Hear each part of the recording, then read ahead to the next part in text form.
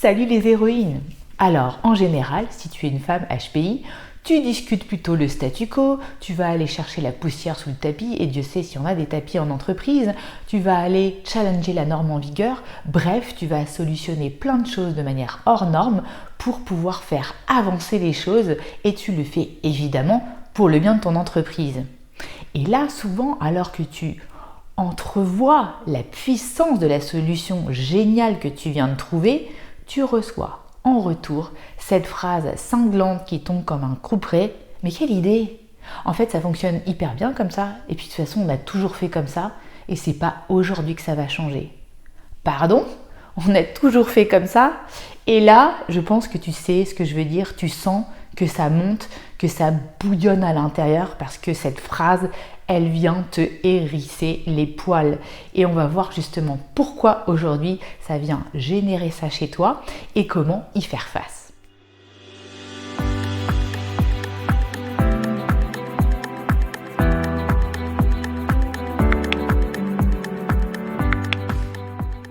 Je m'appelle Sandrine Larive, je suis coach hypnothérapeute et j'aide notamment les femmes à haut potentiel, hypersensibles ou encore multipotentielles à apprivoiser leur puissance, apprivoiser leur intensité pour des relations professionnelles et personnelles plus épanouies, et aussi surtout je les aide à apprivoiser leurs émotions.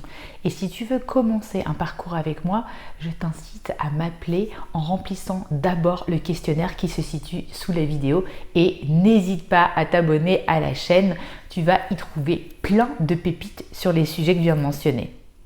En tant que bonne HP, quand tu vas rentrer dans une entreprise, tu vas tout de suite trouver du plaisir intellectuel, de la nourriture pour tes neurones, en solutionnant tout un tas de problèmes et en poussant les autres vers ce que j'appelle l'amélioration continue.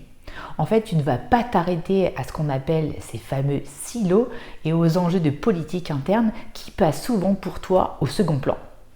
Toi, t'es plutôt madame, j'ai une super idée à la seconde.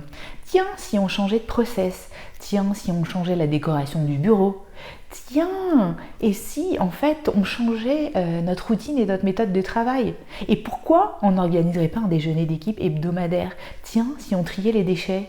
Et tiens, pourquoi on ne changerait pas de prestataire? Bref, le problème c'est qu'à chaque fois que tu pousses dans cette direction, souvent c'est un mur d'inertie que tu as en face de toi. Et face à la fameuse phrase « on a toujours fait comme ça », toi dans ta tête, ça commence à tourner et tu dis « attends, mais c'est pas parce qu'on a toujours fait comme ça qu'on peut pas changer les choses, c'est pas parce qu'on a toujours fait comme ça qu'on peut pas aujourd'hui réfléchir autrement, c'est pas parce qu'on a toujours fait comme ça qu'on peut pas avoir un minimum d'esprit critique et de remise en question. Et si aujourd'hui je propose de changer ça, c'est bien peut-être parce que ça fonctionne pas. » Et parfois, les excuses pour éviter l'adaptation et les efforts qu'entraînerait un changement, en fait, sont multiples. Tu vas entendre c'est pas le moment, c'est pas la priorité, on va pas pouvoir poser un précédent maintenant parce que sinon, ça risquerait de faire un effet de halo sur tout le monde. Et le pire, celui qui coupe le dialogue, c'est on n'a pas le budget, on n'a pas les moyens.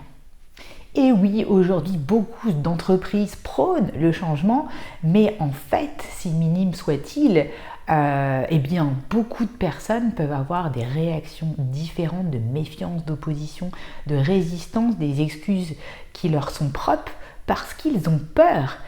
Du coup, ils sont paralysés, ils ont envie de fuir devant le changement.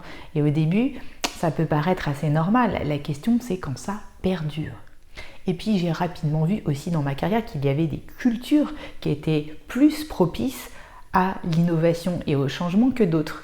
Moi, je me suis très vite orientée vers une culture d'entreprise anglo-saxonne où j'ai vu qu'il y avait plus en fait d'ouverture pour des nouvelles méthodes de travail que parfois dans un environnement franco-français assez normé, assez hiérarchisé où il est difficile de sortir des cases. Et là, j'insiste, ce n'est que mon expérience que je te partage. Et tu vas me dire, mais du coup, que faire quand ça arrive, quand on te dit une phrase pareille? Eh bien, du coup, il n'y a pas de solution miracle. Tu ne peux pas empêcher les gens dans ton entreprise, ta famille, tes collègues de dire ce genre de phrase.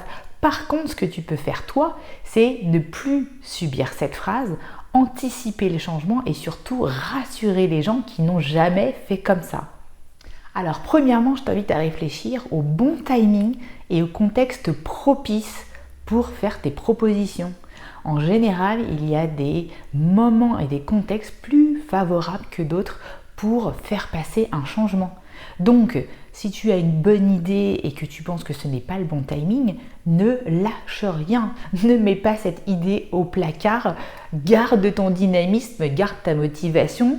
C'est pas parce que ça n'a pas pris à un moment donné avec les autres que ça ne va pas prendre plus tard. Parfois, il faut échouer 1000 fois pour pouvoir avoir un succès. Donc, garde-le précieusement. Garde cette idée précieusement dans ta poche. Et puis à un moment donné, ça va forcément fonctionner. Il n'y a pas de mauvaises idées, parfois il y a des bonnes idées au mauvais moment.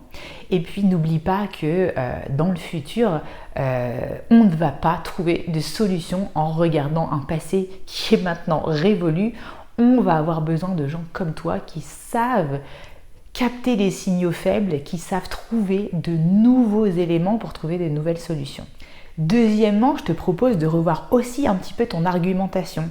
Si ce n'est pas passé, peut-être qu'il est temps de prendre de la hauteur sur ton argumentaire et de réfléchir à ce que ça va changer au niveau global. Qu'est-ce que ça va apporter aux équipes? Qu'est-ce que ça va apporter au niveau collectif? Est-ce que c'est pour donner plus de sens à un projet? Est-ce que c'est pour la performance, la rentabilité? Bref, réfléchis vraiment à la portée globale de ton projet. Troisièmement, lorsqu'il s'agit de convaincre et de persuader, rappelle-toi que la forme est aussi importante que le fond. Ça peut paraître évident, mais si tu parles de changement, ça peut faire peur. Ça peut évoquer des transformations en profondeur.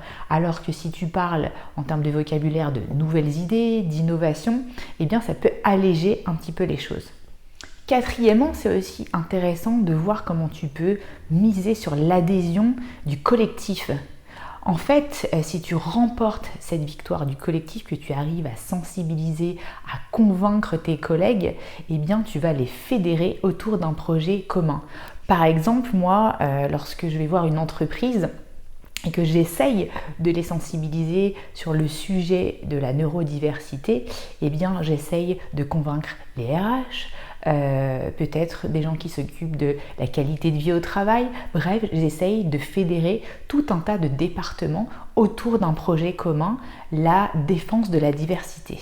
Cinquièmement, et je l'ai compris très tôt en entreprise, l'idée n'est pas de pointer un dysfonctionnement à ton boss et puis après de lui dire « t'as plus qu'à, je m'en lave les mains ».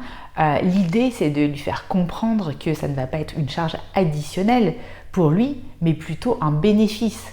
Alors là, qu'est-ce que tu peux faire? Eh bien, c'est lui apporter des arguments, lui présenter des scénarios, l'évaluation de ces scénarios, risques, bénéfices, bref, avoir un vrai discours rationnel derrière ce que tu proposes. Enfin, sixièmement, il n'y a rien de tel que la preuve par l'action.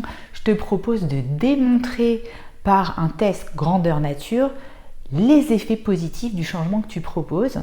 En fait, ça va donner l'exemple et du coup, ça va rassurer tout le monde.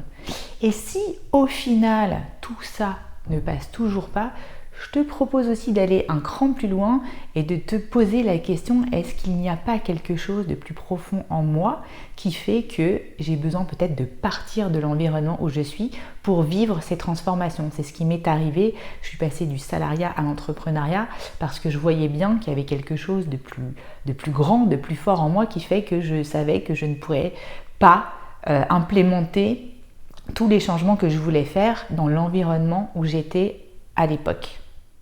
Et là, c'est important que tu te poses des questions comme est-ce qu'il y a une différence de vision et de valeur entre moi et mon entreprise?